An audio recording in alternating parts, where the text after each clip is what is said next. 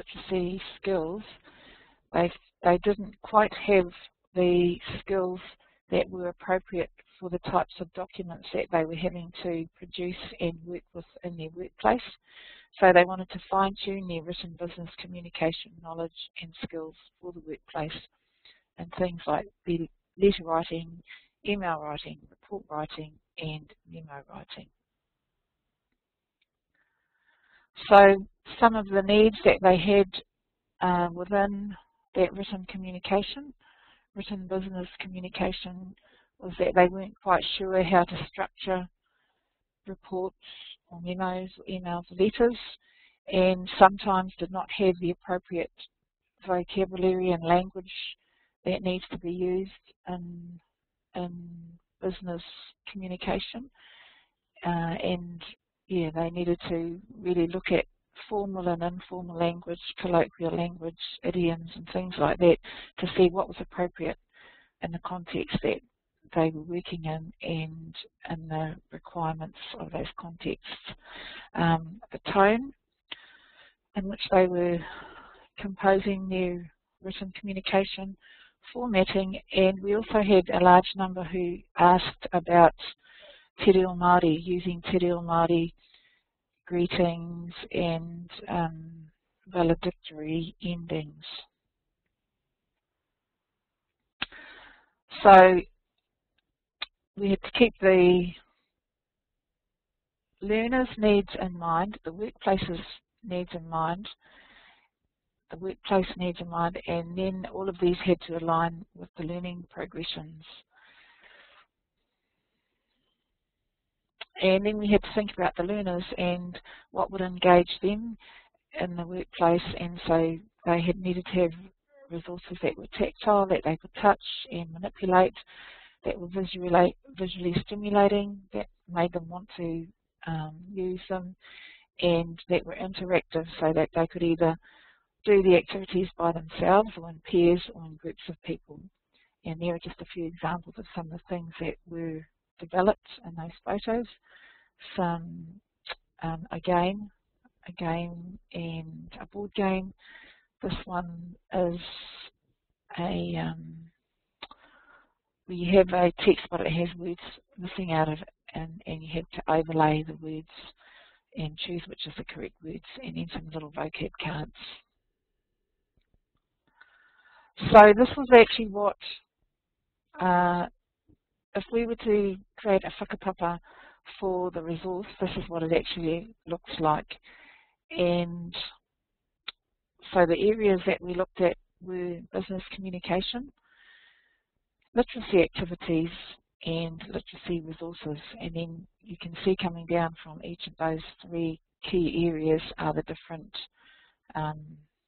families or groups of categories, and then following on from there are the what is the actual documents that are in the resource. So in business writing and business communication, I'll actually go on to the next slide because I've got it on there. So in the Raurauroimi, there's three areas that we look at: are business communication, literacy activities, and templates for resources. Within the business communication section, there are literacy tips. There are a whole lot of handouts which you can print out and use for yourself in your teaching to give some direction to your students about what are the things that they need to keep in mind when they are writing business communication. There were actually some examples of emails, letters, reports, and writing, so that if you were teaching and you needed to give your students or learners an example of maybe some good emails or some bad emails, there are those in there. And there are also word banks in those cards that you can see at the moment. They've actually got plain English words on them, and yeah, that's one of the word banks that's in there. Kei te pai.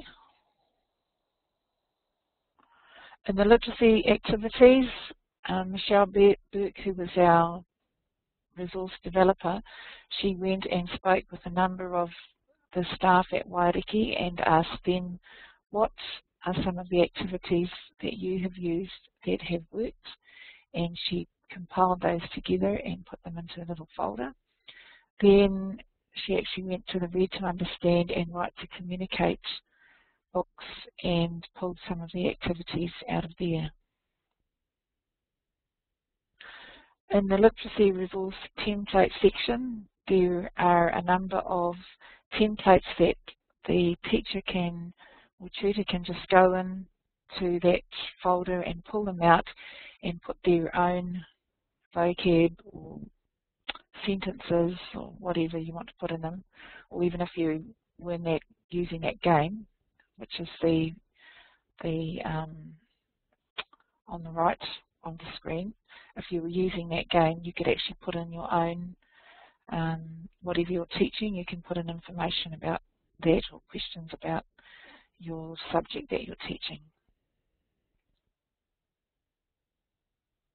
The little rings that you can see at the bottom of the screen, they actually, you can pull them apart and then you can, you know, play little quiz games with your friend, or you can do it yourself and mix and match the correct words and correct definitions for those particular areas, and there are actually some other areas as well.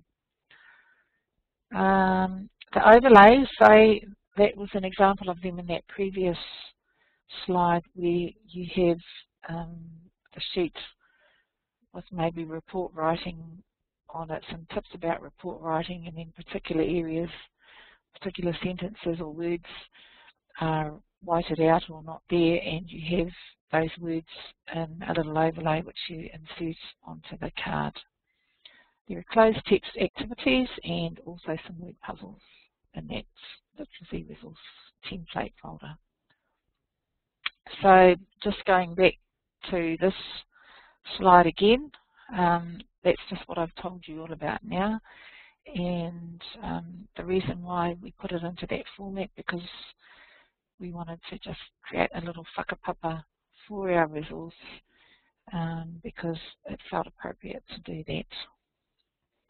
So, are there any questions?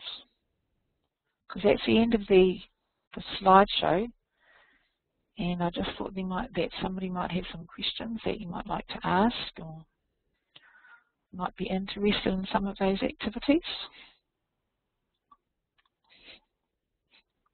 Yes or no? Do you think that you would be able to use some of these in your workplaces or in your teaching, in your institutions? We were just using some the other day, and they were the report writing cards, and they created quite a bit of competition amongst the people who were using them, and they really enjoyed it.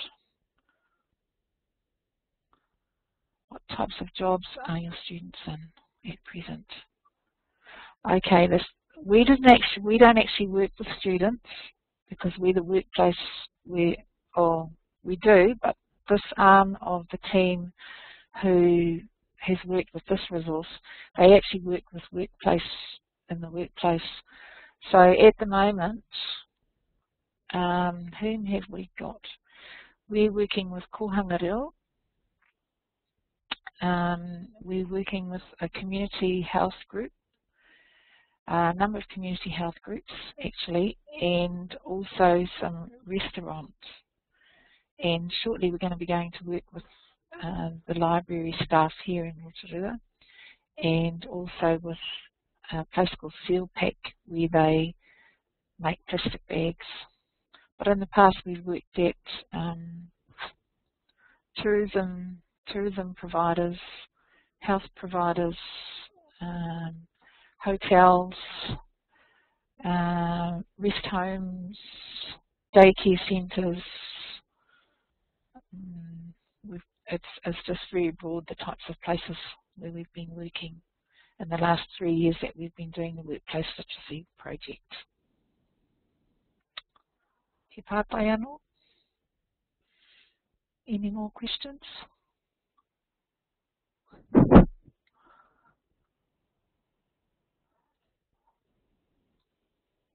So if you wanted to, if you would like access to the resource, it's being sent to Tech on a USB key, and they're going to load it into their system somewhere, or maybe it will be in the Inclana website, or else you can contact us, and the details are at the end of this of the slideshow, and we can get a copy to you. Yes, I'd be interested. So Wendy has said that she's very interested in the resource. She works with tourism hospitality students, and yes, definitely interested, especially with youth. And the previous question was from Wendy, asking what types of jobs are the students in at present. What else could I tell you about it?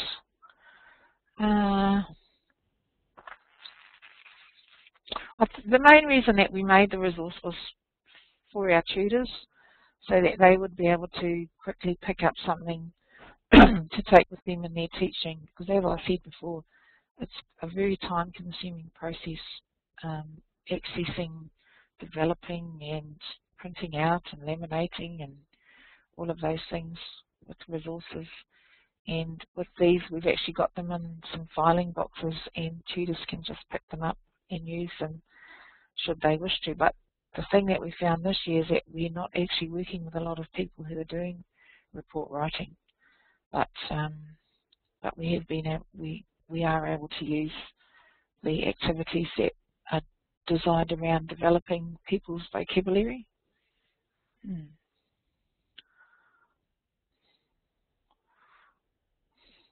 Any other questions?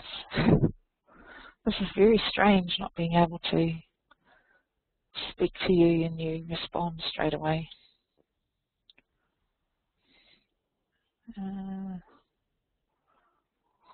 Caldy, might be that we might be able to end very soon then, Dylan. One moment, we've got a question from Wendy. Like you, we have a database related to box of goodies that we use in class. We also have documents on a shared area industry, ATTO, that say that 40% workers need help. Where's it? Shared drive industry. And they're pretty much pick up and go documents. And you utilise them often?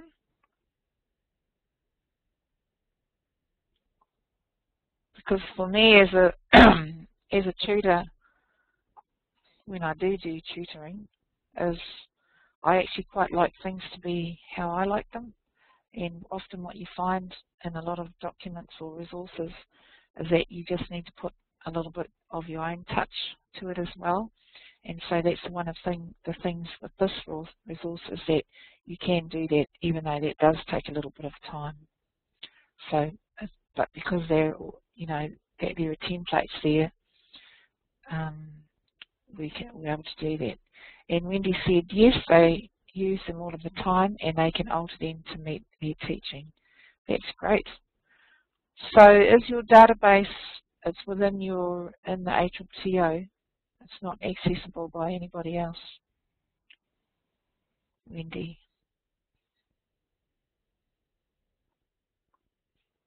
Anne or Karen, do you think you would use these documents? Oh, okay. Wendy has just said no, that the documents are with them, and I'm just remembering back to where are you from, Wendy? What organisation? G&H. No. You're in Porirua. Who do you work for? Whitireia Community Polytech. So that is your own resource box of goodies that you have?